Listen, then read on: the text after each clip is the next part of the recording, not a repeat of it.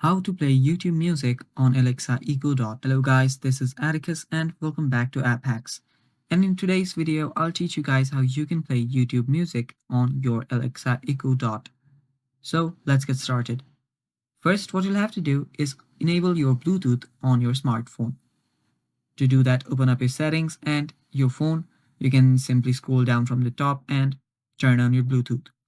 After you do that, you'll need to open up the Alexa app.